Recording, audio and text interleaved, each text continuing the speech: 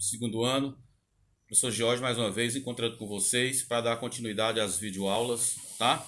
Do Colégio Santa Rita. Nós estamos agora já nos últimos assuntos dos capítulos 5 e 6, que deram ênfase aos conflitos, às guerras civis, a questão religiosa e a questão da geopolítica mundial. Para hoje, nós vamos tratar de um dos assuntos mais comentados na geopolítica mundial, que é uma prática conhecida como terrorismo. Terrorismo esse que vem sendo praticado em maior ênfase, principalmente na segunda metade do século XX, como aconteceu na Irlanda do Norte com o IRA, como aconteceu na Espanha com o ETA, como nós vimos na região do Oriente Médio, com grupos como o Hamas, Hezbollah, a própria OLP, que praticam uma forma de amedrontar, de pressionar autoridades para conseguir seus objetivos por meio da violência e da imposição do medo. É assim que nós temos encontrado nas últimas décadas o caminho adotado por algumas etnias, tá? Ou por alguns grupos que se dizem religiosos. Então, o título de nossa aula hoje é o extremismo de grupos separatistas islâmicos, tá? De todos os grupos islâmicos, aquele que vem ganhando mais destaque no mundo é o Estado Islâmico, sem dúvida. Porém, há outros que há muito mais tempo atuam no cenário internacional por meio de sua política através da violência e que ganharam notoriedade internacional. Por exemplo, a Al-Qaeda, criada por Osama Bin Laden, o Boko Haram, o grupo Al-Shabaab, que atua na Somália, e outros de extrema violência que serão assunto dessa nossa aula. O primeiro que nós abordaremos de forma mais detalhada é esse grupo chamado de Boko Haram, ou aportuguesado Boko Haram. O Boko Haram é um grupo que atua na Nigéria e é formado por muçulmanos. Vamos entender o contexto de surgimento desse grupo. Pois bem, a Nigéria foi uma colônia inglesa. Quando a Inglaterra deixou aquele país no processo de descolonização, a maioria da população daquele país é muçulmana. E outra parte, uma minoria, é cristã. Bem, diante dessa situação, os ingleses não deixaram nenhum sucessor, não deixaram uma ordem política estabelecida e deu-se início a uma disputa muito grande entre essas duas religiões, o islamismo e o cristianismo, pelo poder lá na Nigéria. A Nigéria é um dos países mais populosos do mundo, situado no continente africano. Esse país é muito rico em petróleo e hoje é membro da Organização dos Países Exportadores de Petróleo. A educação, inclusive o idioma, mais praticados dentro da Nigéria são muito parecidos com o modelo educacional do Ocidente.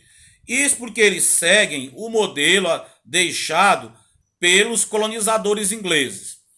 Essa prática vem incomodando boa parte de sua população, especialmente os muçulmanos, que consideram a educação praticada nas escolas da Nigéria como a grande responsável pela situação de desordem que ocorre naquele país. As práticas da população, particularmente as mulheres e jovens, desagradam algumas autoridades religiosas daquele país, porque, segundo essas autoridades, eles mantêm costumes muito longe do que aqueles pretendidos e determinados, por exemplo, pelo Alcorão.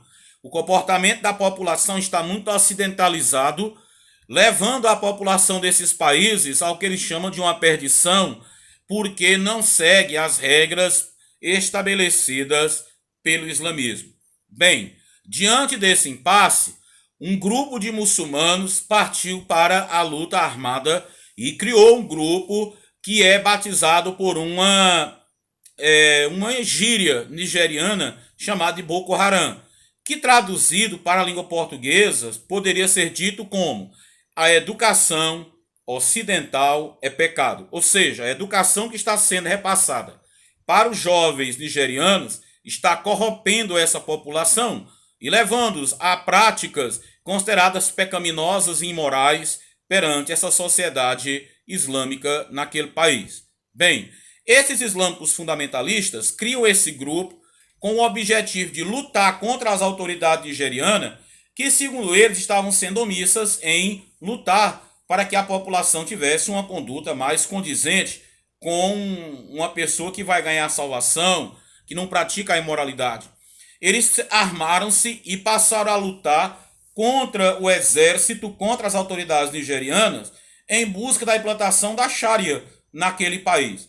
Como não conseguiram atingir esse objetivo, acabaram por lutar pela independência de uma porção da Nigéria. Essa porção é a região nordeste do país, tá? A luta do Boko Haram atualmente é para alcançar a independência do nordeste da Nigéria e criar um país dentro da lei da Sharia, a lei muçulmana.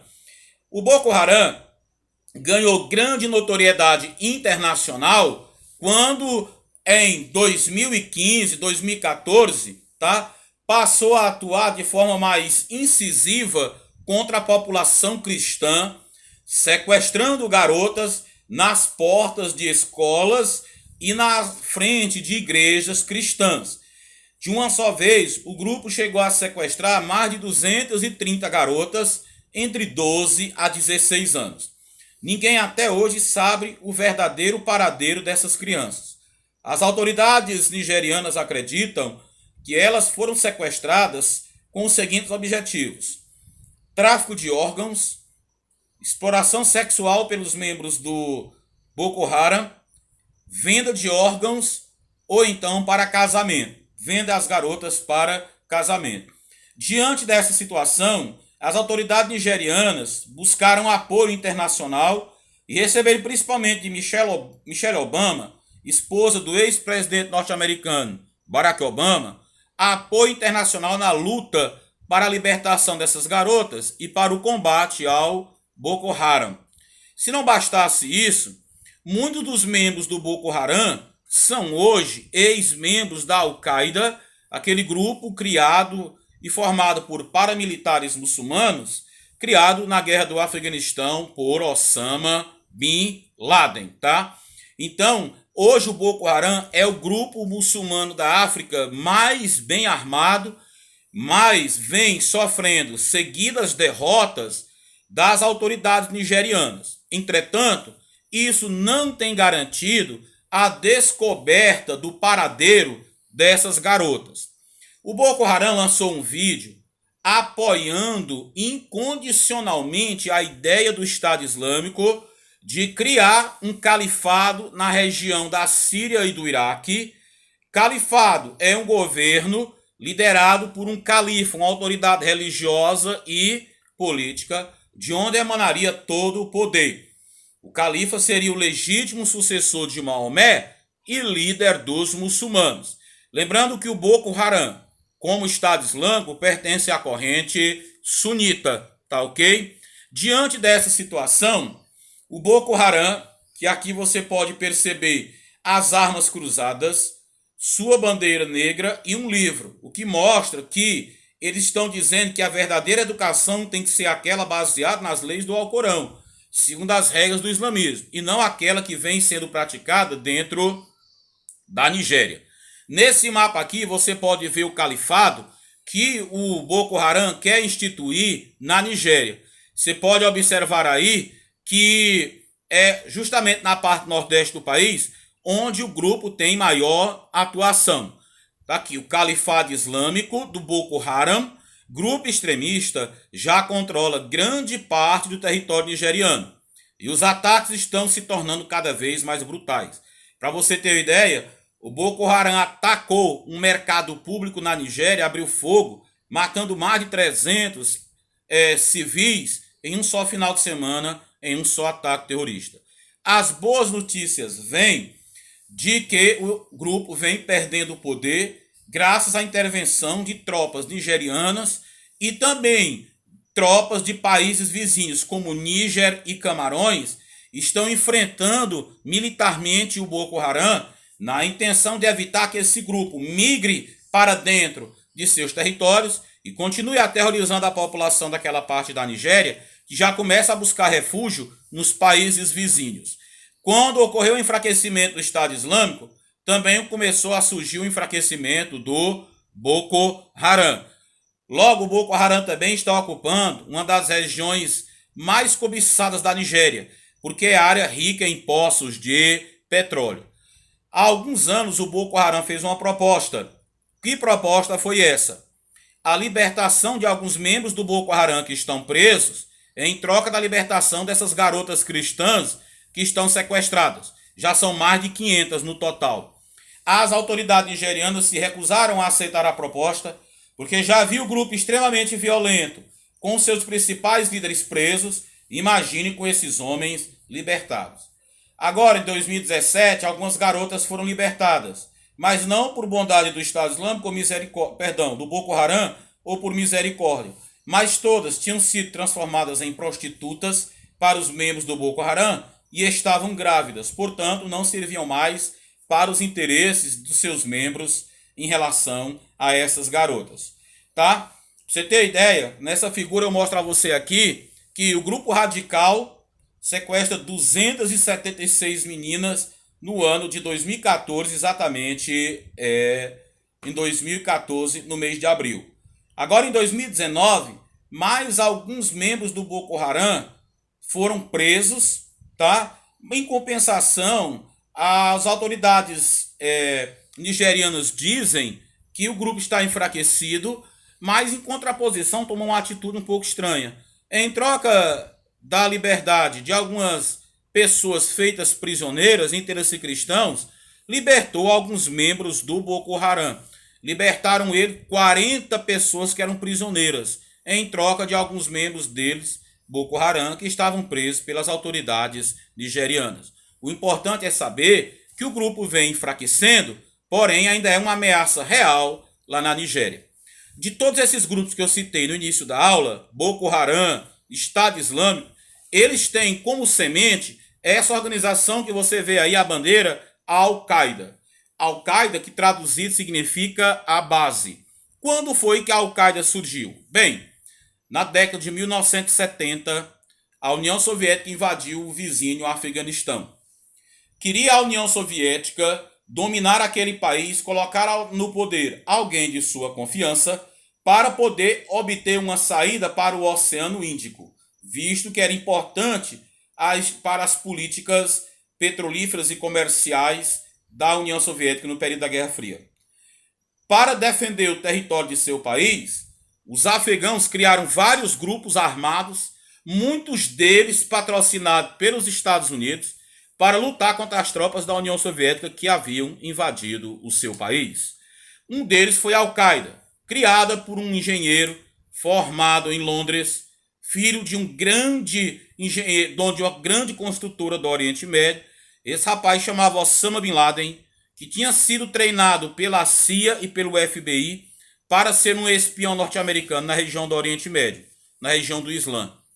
Passa Bin Laden a contratar guerrilheiros patrocinados pelos Estados Unidos, armados pelos Estados Unidos, já que era período de Guerra Fria, para enfrentar as tropas da União Soviética. Então a Al-Qaeda foi criada por Osama Bin Laden no Afeganistão para enfrentar tropas da União Soviética que, além de querer saída para o Oceano Índico, queriam impedir que no Afeganistão acontecesse o que havia acontecido no Irã, uma revolução islâmica, e que o islamismo avançasse para o território da União Soviética. Depois de 10 anos de batalha, a União Soviética foi derrotada. A Al-Qaeda viria a ganhar grande notoriedade no Afeganistão, principalmente depois do ano de 2001, quando Bin Laden programou, controlou e executou o famoso atentado do 11 de setembro de 2001 contra as Torres Gêmeas, contra o Pentágono, ao sequestrar aviões civis, aviões comerciais, nos Estados Unidos. Quando a União Soviética retirou suas tropas do Afeganistão, ou seja, foi derrotada, começava uma guerra civil no Afeganistão entre os grupos que lutavam contra as tropas da União Soviética. Esses grupos eram a Aliança do Norte, Al-Qaeda, Talibã E depois dessa guerra, o Talibã se tornou vencedor. O Talibã passou a governar o Afeganistão e só perderia o poder naquele país no ano de 2001, quando o Afeganistão foi invadido por tropas dos Estados Unidos, que procuravam, sem parar, sem cessar, a figura de Osama Bin Laden por todo o território do Afeganistão. Somente 10 anos depois, em 2011, os norte-americanos conseguiram localizar e matar Osama Bin Laden na cidade de Abbottabad, no Paquistão, numa operação que foi transmitida ao vivo para as principais autoridades norte-americanas. O corpo de Osama Bin Laden jamais foi encontrado. Foi enterrado pelos norte-americanos em um lugar não informado, para que não houvesse peregrinação e transformar aquilo como um lugar santo, um herói de guerra, o que incentivaria ainda mais a violência, segundo os americanos, contra o Ocidente. A invasão norte-americana no Afeganistão faz parte de uma política que está inclusive no livro de vocês, a doutrina Bush. O que é a doutrina Bush? Foi uma série de medidas adotadas pelo então presidente dos Estados Unidos, George W. Bush, a partir do ano de 2001, ou seja, após aqueles atentados, onde ele disse que passaria a combater incessantemente grupos terroristas islâmicos.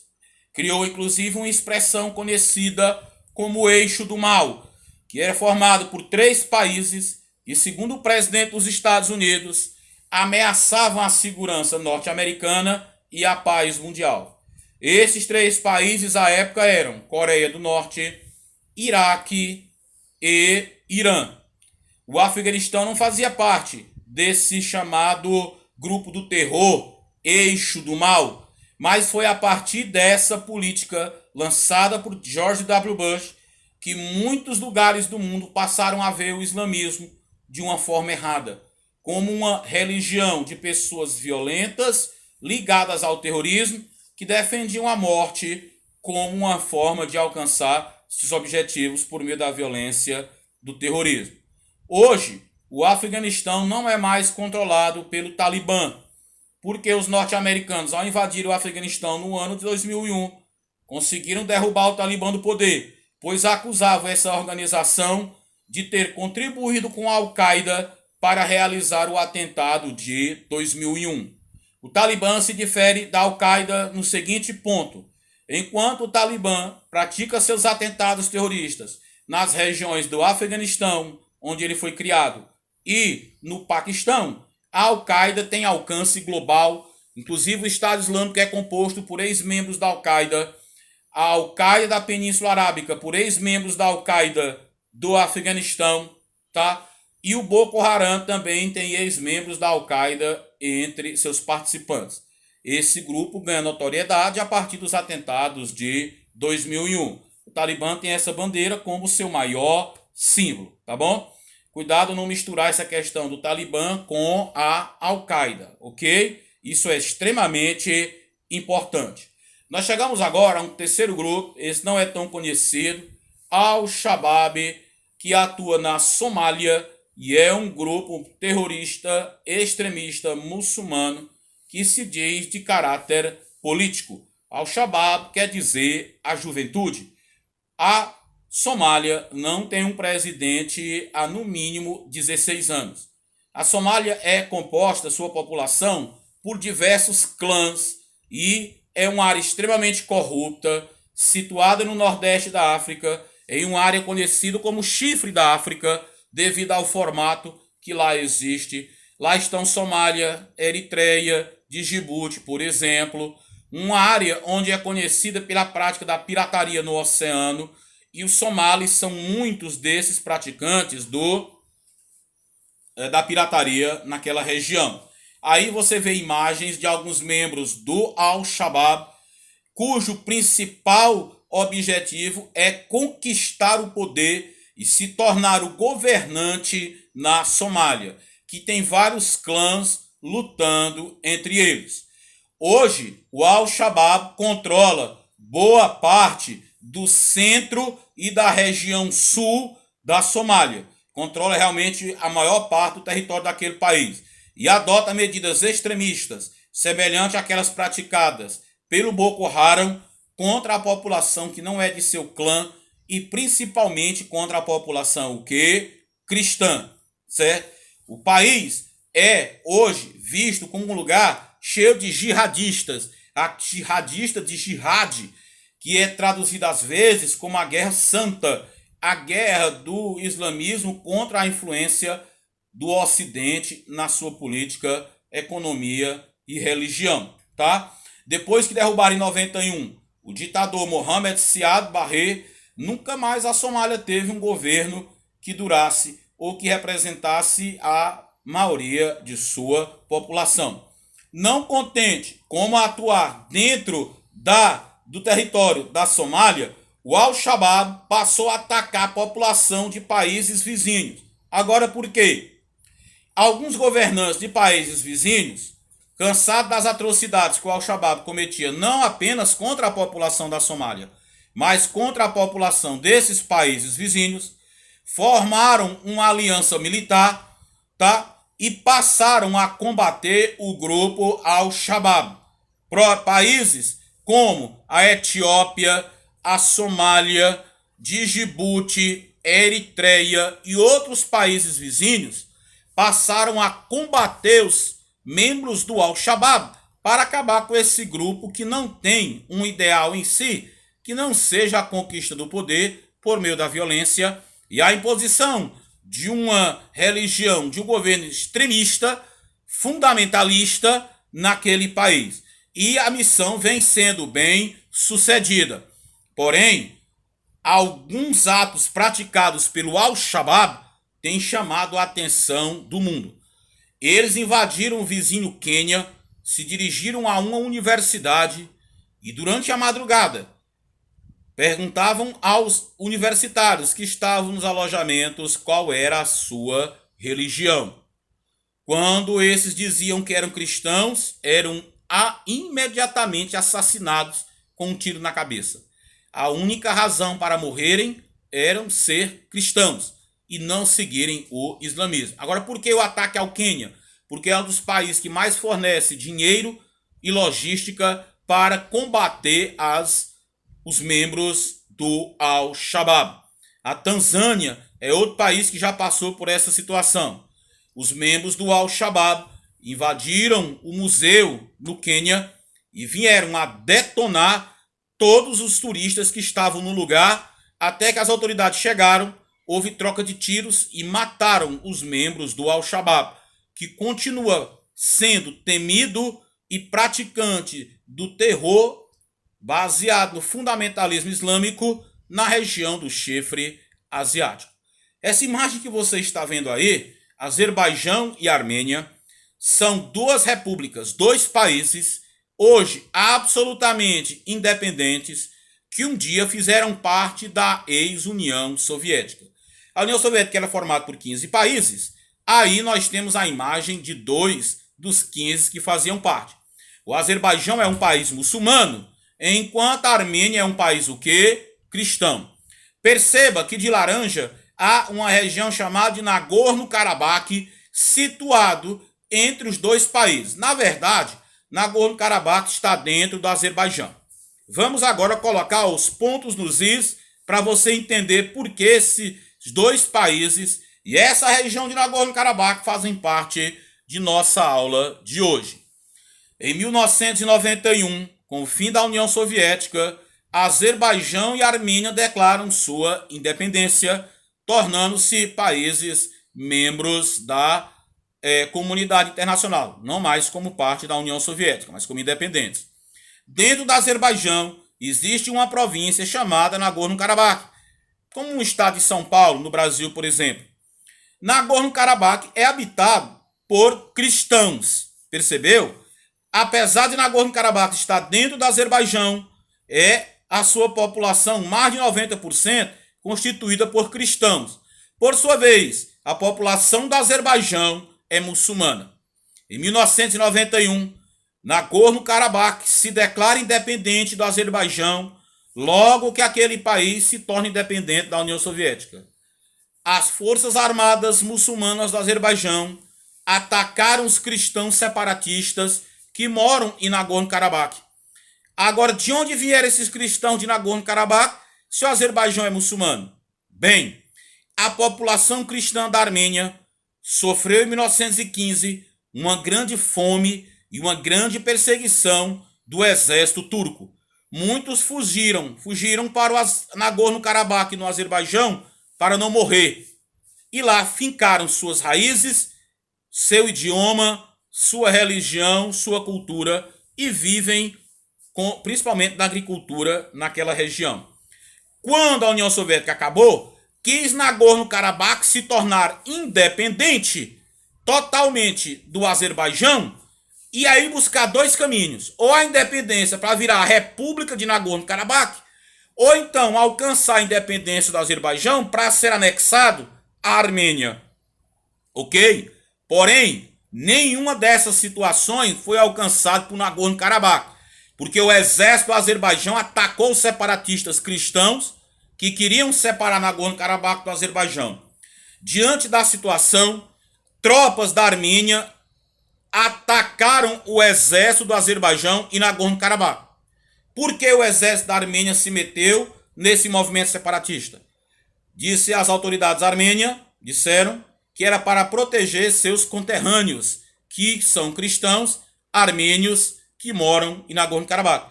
Ou seja, a população cristã de Nagorno-Karabakh migrou da Armênia para lá e agora quer a independência, pois alega diferença cultural, idioma e religiosa em relação à população do Azerbaijão, certo?